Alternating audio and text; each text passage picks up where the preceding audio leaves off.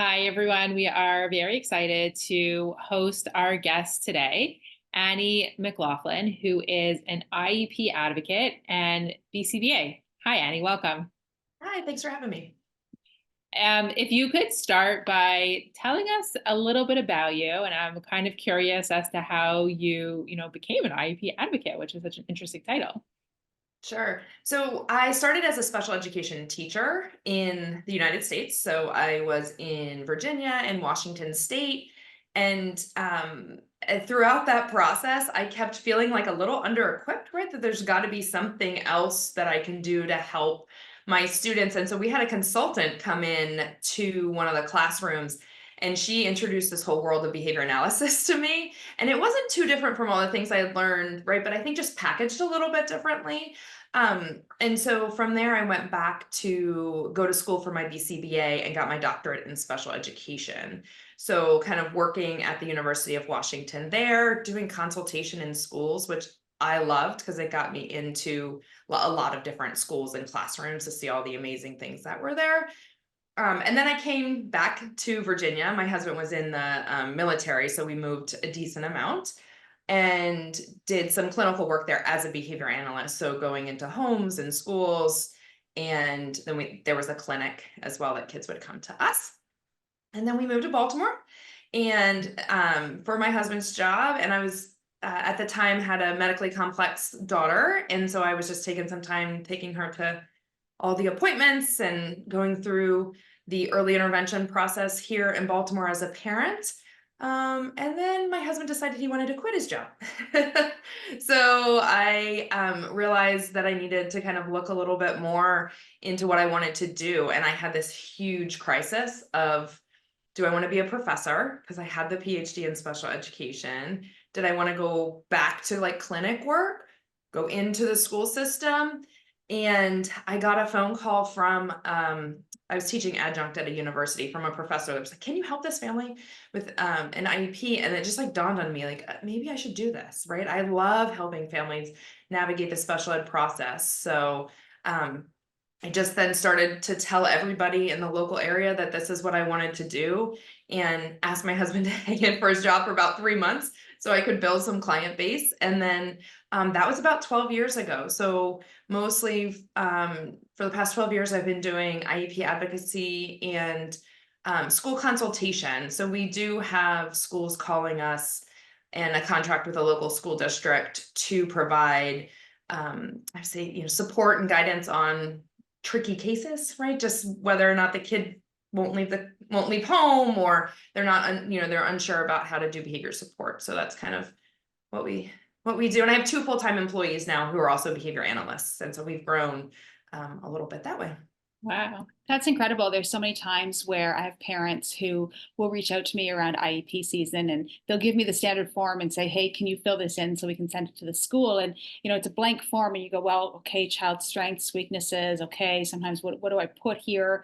And then you put something, but every school interprets that a little bit differently and, don't always want the consultation from us. And I wish I could be saying, no, please write this or please do this. So, what specifically do you talk to parents about?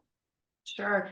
So much of what I do is help parents identify what their values and priorities are and how that changes over time, right? So it's really different from a preschool parent calling me going, kindergarten is next year and we're leaving the clinic, or I've had somebody in my house for 30 hours a week and now I have to go into this, big bad classroom of 20 kids, right? So it's like, okay, so what are we scared of, right? Like, I hear you, right? I understand that. And so a lot of what we end up doing, as I call it, the 3 bucket method, something I completely came up with, but 3 seemed to be good, was, identifying 3 different areas that we could really focus on, whether it was safety, communication, behavior, support, like whatever it is that they were really concerned, how can we make sure those 3 things are in the IEP?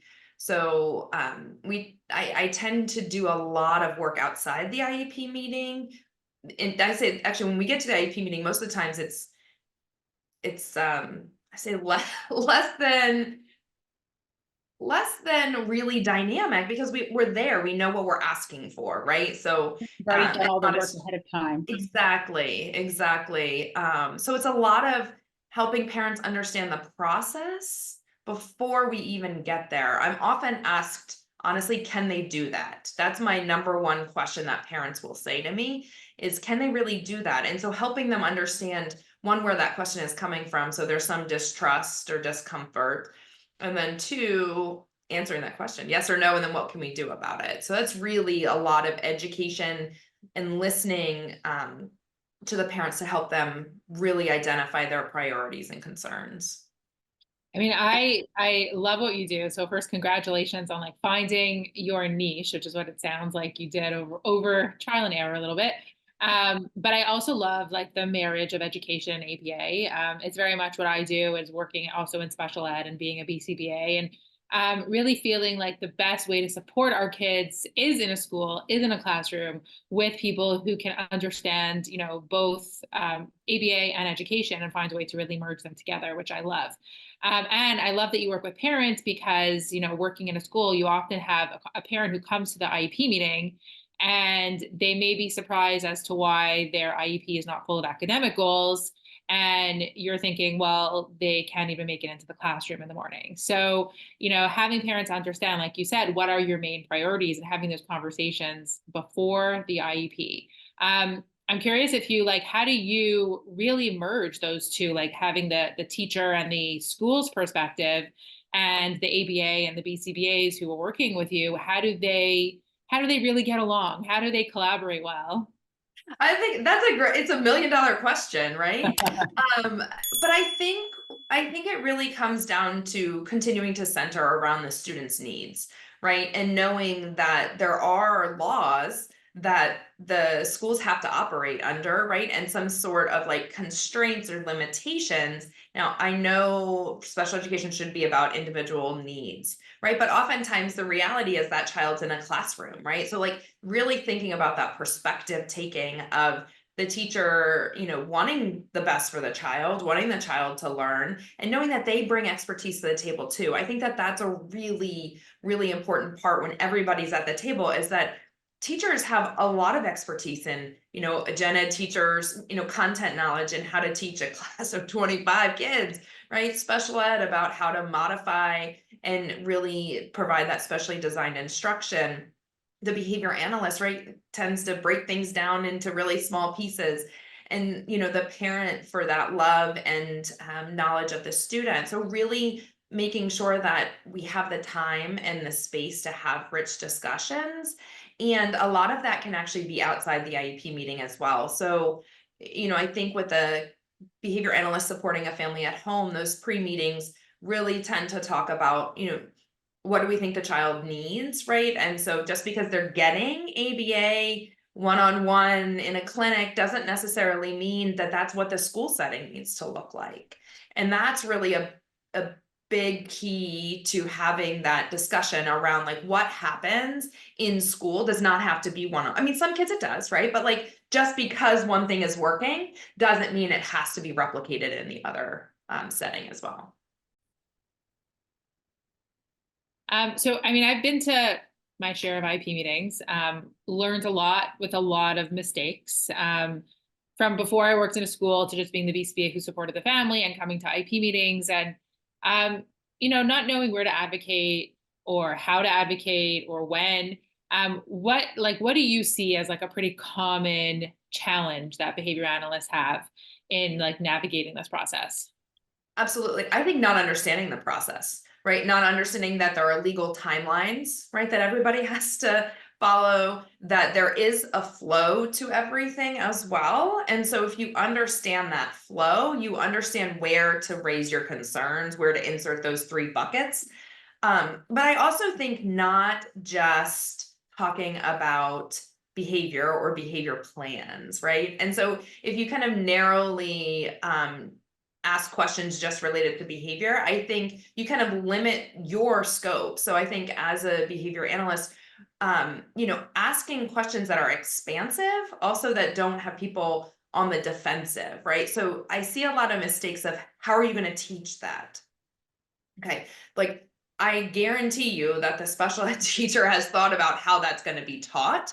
So is your question really around prompting levels or where that's going to be taught. And the questions that are like, can you tell me what that might look like, that are more open, I think really help that, collaborative discussion rather than, kind of very pointed questions. So I think thinking about discussions as providing an opportunity for refining things as they need to be rather than kind of the really pointed questions. So I think if you can have an expand, knowing the process and then knowing that you can comment along the way rather than kind of just waiting for a behavior plan. I think that that's one of the things that as I'm working with families and behavior analysts, and I'm going to be the advocate, right? Like we're talking, how does this work together, right? What does that look like in a meeting? And some parents will be like, Annie, I want you to do all the talking. Like, no, I mean, I understand that you might be nervous, right? But like, I want your voice in here too. And then I say to the behavior analysts, like, what do you think needs to happen here, right? And they might talk about, being worried about elopement. I'm like, that's great. So when we're talking about the child in art class, you could definitely kind of chime in on seating arrangements or, supports in art if he has something that he's really excited about, right? Like rather than just waiting for the behavior plan or something along those lines. So we just kind of pick ways to be collaborative kind of before we're actually in the meeting. I love that idea of having a meeting with the parents before the actual IEP meeting. I've had, brief discussions and everything else, but having some type of list of here's some positive questions you can ask, or here's ways to reframe that question so that it sounds less accusatory or just more open is so huge, because I've sat in on so many IEP meetings and a question is asked just the wrong way, and someone takes it out of context, and then all of a sudden it's like, people go on the defense, and that's when the meeting goes downhill. So I love that idea of, okay, let's practice some questions of things we can ask that just sound a little bit more open. And I think that applies to, really any difficult meeting. Right. A lot of us in our roles often have challenging conversations or difficult conversations. And what, someone told me recently was approach this conversation with curiosity. Like instead of saying you didn't do this or where's the data or tell me what your plan is, just really, like you were saying, ask questions out of curiosity. Tell me more about that. Like what was happening for you then? And I think that that's a really great tip for us in lots of settings. Sure, you can't just say, what were you thinking in your head when you actually did that? I don't recommend it. I might think that, right? My inside voice, keep it in my your head. outside voice. For sure. But I think, your comment about the, like, show me the data, right? I mean, there are reasons, and I think that diving into the reasons sometimes the data might not be there is more effective than just saying, well, the law says we should have data to discuss right now, right? It's like, wow, there must be a lot going on in that classroom that, 4 times a day you can't see if the child's on task, right? Like, maybe, and I think that's where we come with so much value of understanding things like data collection, right? I'll never forget sitting in an IEP meeting where a behavior analyst did ask for the classroom teacher, it was a self-contained special ed classroom, to implement a DRO of 5 seconds, right? So every 5 seconds, and I mean, I had the advocate, every 5 seconds, to provide reinforcement if the behavior did not happen. I mean, I had to jump in there. That was like, I understand that is something that maybe is working, right? Like even also like, let's talk about that in this setting, but in a classroom, right? Like we really want to make sure that we're looking at a lot of things that are going on there. But thinking about the type of data collection so that it's accessible to the individuals in the building, and having that discussion, having that curiosity of, it's not necessarily always about the data. You can put that in a quote, right? It's about why it can or can't be collected sometimes. And, if somebody doesn't have the data sheet in the right spot, I mean, that's, I think, some of that special ed perspective of transition data should not be at the teacher's desk, right? It might need to be by the door. It might need to be where the transitions are happening. So just being able to offer some, non-confrontational supports during the meeting also can be really helpful. Yeah, and I love, we often will create data sheets that are super easy, like rating scale, probe style data sheets for teachers with their input. Like, what would make this doable for you? What would be the simplest way? Where can we put it? Like you said, like hanging on the wall or by the bathroom or whatever is going to be most easy to collect data, and really have that. It's a mindset shift of going from, a clinical style BCBA programming data sheet is almost never going to work in a classroom setting, and it shouldn't. Like, the teaching needs to be a lot more natural, and they need to be available for all that happens in a classroom, and not, tracking DTT style data throughout the day. So yeah, I totally agree with that. I find that, often teachers are great at teaching, not maybe as great as, like you said, the data collection or observable and measurable goals and things like that. How much do you focus on that? Or would you just focus on, well, the goal sounds good and I like the topic, but let's kind of not pick this battle? Or like, how much do you push on that? Yeah. You know what's so interesting? 12 years ago, I spent a lot of time on observable and measurable goals and objectives. Around in this area, like I feel like that's gotten a lot better, actually. So I think there's been a lot of training on it. And so I'm not providing as much, well, what does that look like? But really, what I would ask is, I'm not a teacher, right? I would kind of preface it of like, so tell me what that would actually look like. And just having them describe that and say, that sounds so much clearer. Could we use some of that language in here? And usually what I hear is, oh yeah, that was just on the drop down menu and that's what I picked. Right. So really being able, they described it okay, right? And so once they can start talking about it, you know, sometimes I'm furiously typing while they're talking so that I could then just repeat or drop in the chat, because I'm doing a lot of IEP meetings virtually from parents' preference. And they would like, oh, great, thanks. I'll just copy and paste that in. But the other thing that you said was really interesting is like, what are you going to pick your battles, right? Like what is the big picture? And I think that's the conversation with the family beforehand as well, is, they're really focusing on speech, right? They really want more speech. And so sometimes having the discussion about how measurable the math goal is, right, might not be where we want to spend the time, but I feel like I have the obligation to tell the parents that, right? Like, this is not too measurable. So, but we only have an hour and a half. We can have another meeting, right? But if we really want to focus on, speech services, or you're worried about safety, we could skip over this, right? And so parents can just then make the choice about where they're going to spend their effort. Yeah, that makes sense. Really empowering the parents to understand why you're suggesting what you're suggesting is an important part of the process. I think what we need to recognize as behavior analysts is we're going into these meetings, and yes, we're the expert in behavior, but the person sitting at the other side of the table is an expert in school. But meanwhile, the parent is expected to be an expert in ABA, but they're not. Like, I mean, they didn't get their master's or PhD in ABA. They may have, their expertise is in accounting, or they're a doctor, or they're whatever profession. So, us even saying specific comments may not be understood, especially if the parent hasn't been doing this for that long. So they really have to try and become an expert really quickly. And that's really hard to do, especially when there's emotion attached to it as well. Yes, I have a lot of clients who did not go through the school system in this country themselves. So they haven't even experienced the process of, what it is to be in sixth grade in the United States. So oftentimes, really, I have even consultations of, help me understand, do kids pass even if they can't, get the grades, or can I call the principal for this, or who do I reach out to for these things? Because they haven't really experienced it. They're rather new, either to the country or just having a child, with different needs. So that happens actually quite frequently now.